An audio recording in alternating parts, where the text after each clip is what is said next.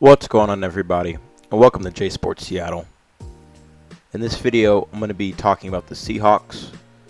I normally make these preview videos a day before the game, but this time I'm going to be making it a couple days before. I'm going to be very, very busy tomorrow, so I decided I'd just make it a night earlier. Plus, like, the injury report for Sunday is out, so I can go over that too. So if you like the video, make sure to like, comment, subscribe, and share for more Seahawks and Seattle sports content. And without further ado, let's get on with the video. Alright, so yeah, massive game on Sunday. No matter how you look at it.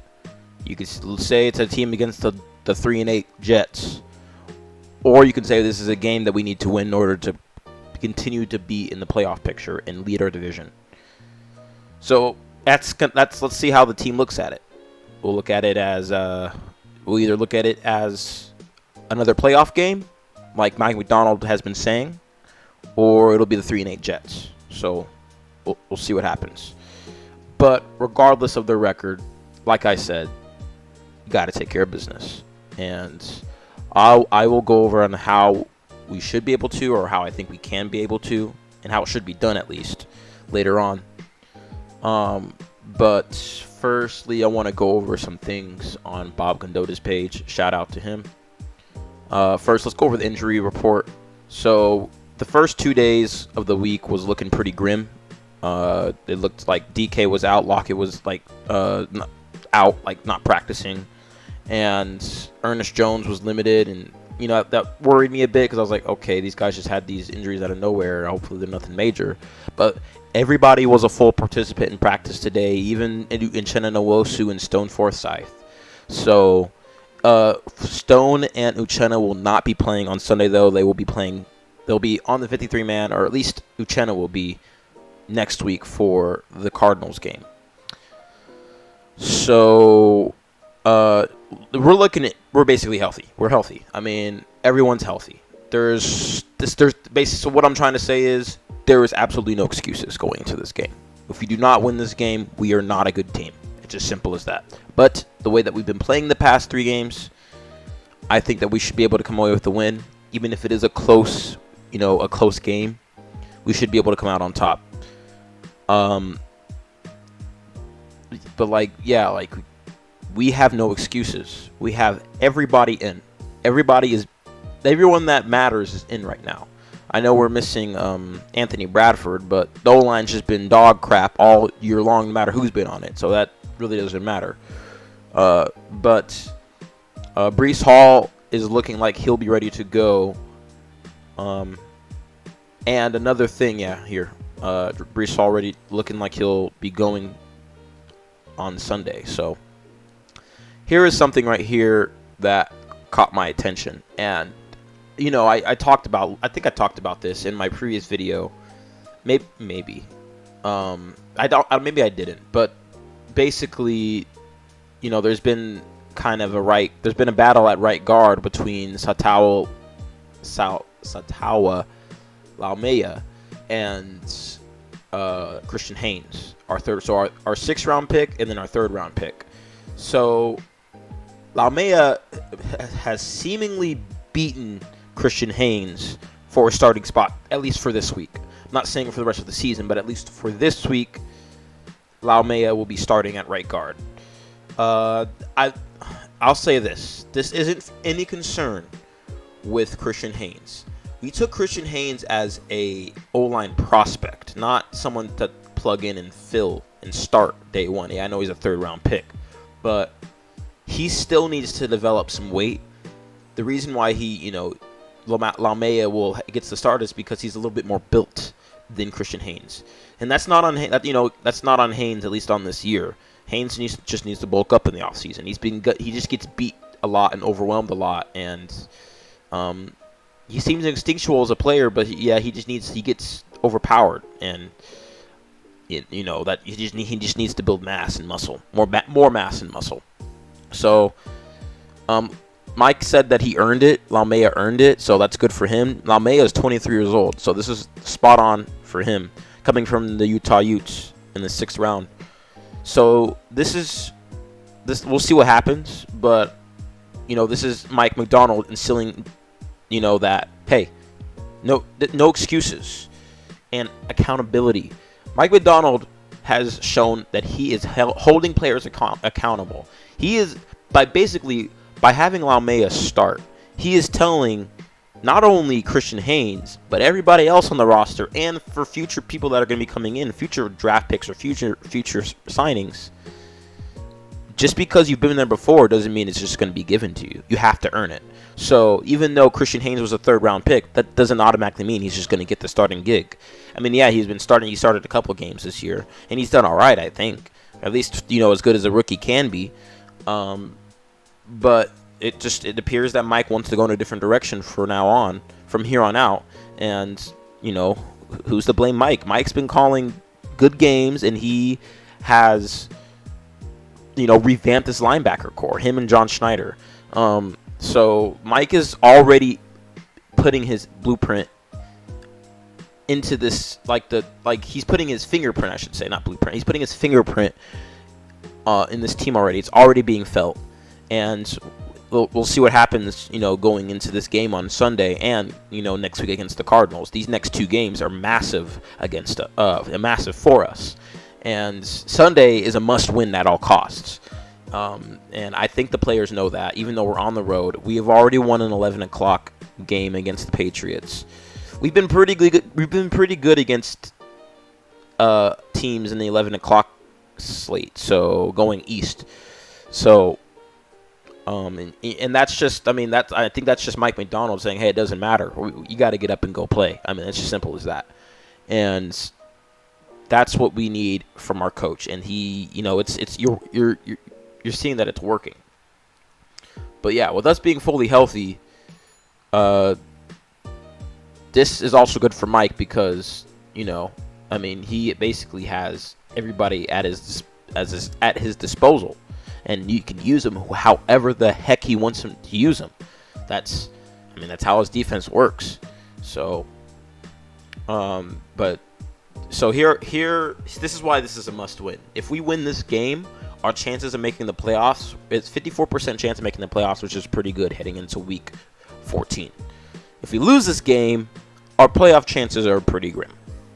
So, A-Rod has, kind of done well against us the past few years.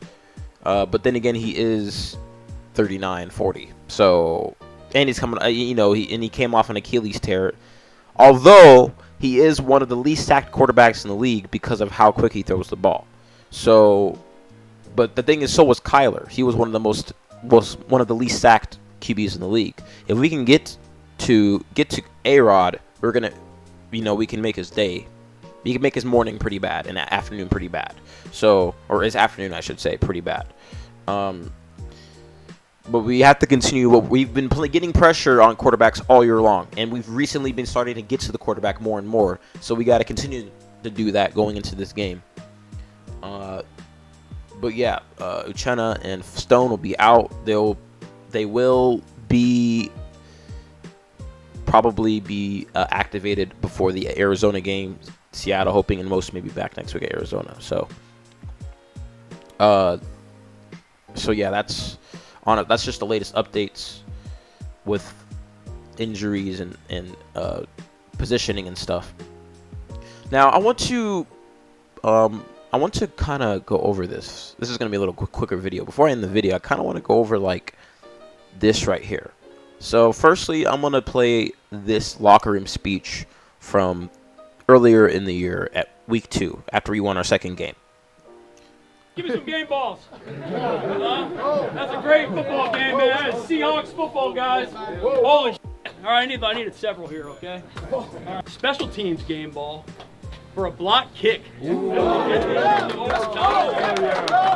Love. Hey, give me another one. I feel like Stone Cold Steve Austin. Offensive game ball, man. Look. This guy held a hell of a football game. Ryan Grubb and the whole offense, okay? You guys balled out. Let's go, man.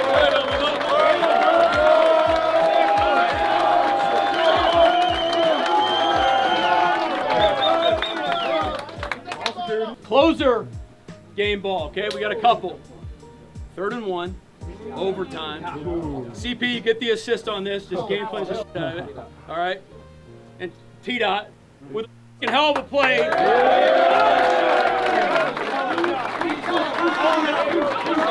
go, CP. You just keep fighting. Good shit, CP. No, T-Dot, that's yours, buddy. That's yours. Good stuff. Last closer's game ball. It's a trifecta right here. Let's go with the specialist, man. The shit's on the line. J-Mine. That's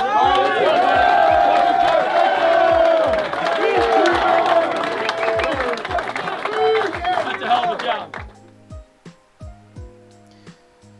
So, there's the first one. Now we're going to take a look at the second one. This is much shorter, but let's play it.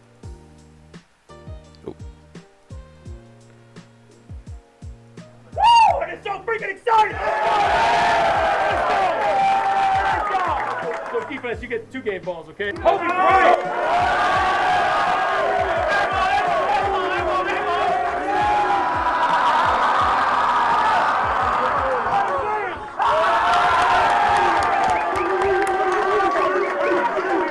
The game-winning kick to go up 2 scores, Jason Myers.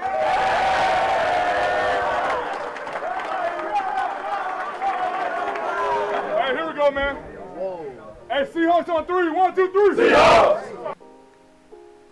So, just go back and replay that. I mean, first off, you can't watch that without smiling. Like, it's impossible. Like, I'm just sitting there with a smile. You see those guys pumped up. Like, it's amazing.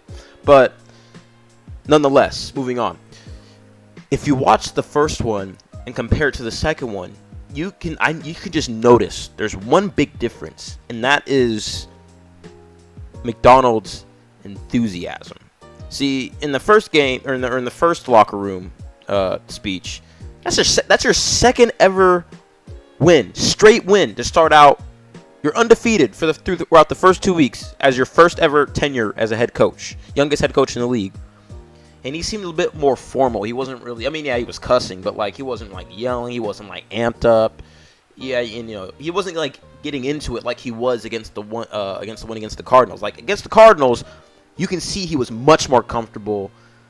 Was yelling at the top of his lungs, super excited. Like, I mean, that's what Pete Carroll was doing. I mean, obviously this isn't Pete Carroll, but like you can just see the energy that's coming off of him and that youthfulness that's coming off of him. And it's getting to these players, and you can tell he's right there with them. And I'm just excited to see that his energy and the way he is carrying this team. You can tell that the players are really buying into what McDonald is coaching, and that is arguably the most important thing ever to have as a head coach, is to make sure your players are bought in. Because if they are not bought in, you're not going to win football games, and you're not going to have good vibes. So that is great to see from Mike McDonald, and seriously, I already knew this was our guy, and this is his first year ever, and he's already turning this Pete Carroll, and John Schneider-led team into his own team. And like I said, he's just gonna continue to turn this team into his own, and this is just the beginning. So we gotta go take care of business on Sunday. How we should be able to take care of business? I mean, I say this week in and week out, and I'm going to continue to say it until it somehow happens. O-line's got to figure something out. I mean, last week I don't think we've had 100 total yards rushing since like earlier in the season, and that's just not okay. We're not even averaging 100 yards per rushing yards per game. Like we're averaging like maybe 89 or 88 rushing yards per game. O-line has to do better in run blocking. Pass blocking has been doing pretty good, but like run blocking, you got to do better. That's what's holding us back on the offense, because when you have Geno pass as many times as he is, he's going to be more prone to mistakes because of he's having the ball in his hand every single time. O-line's got to figure something out with the run blocking. Maybe that's why we're starting Laumea. Maybe we can see if we can find something in the run game. But that's the way to success. Stop the run and running the football yourselves. We've been able to stop the run for the past 3 weeks. Can we do it against Breece Hall? He is a heck of a player, and that guy can run. He can run, and he's a hard runner. He's shifty. he has great yards. Not only can he do yards after catch as a receiver, but he can just bully people. You gotta box him in. I mean, that's the only way to do it. You gotta beat your guys and get to him. I mean, we've been able to do it that past 3 weeks though. The past 3 games against the Cardinals, the Niners, and the Rams. So, that's how you got to do it. And if we can get quick pressure on A-Rod, that's the way to go. He throws the ball in probably in just a little over 2 seconds. Because his O-line hasn't really been doing him any favors, and I'm sure he's seeing ghosts after tearing his Achilles last year. So if you can get quick pressure to him and force an errant throw and force an interception, that's the way to go. And then back to offense, Geno, man, when it comes to the red zone, you've got to stop with the red zone interceptions. I mean, it's just simple as that. You've thrown many red zone interceptions this year, and even if you don't, I'm just take the points. When your defense is playing the way it's playing, you don't need to force anything. Just take the points. So I'm hoping that he can learn from his mistakes, because the past few weeks he hasn't been the best in the red zone, and I need him to be better in the red zone. He hasn't really been good in the red zone all year long. I remember even in the first Niners game, he threw that red zone pick when we were in field goal range and in the first quarter. So you just gotta chill out with the red zone interceptions. That's it.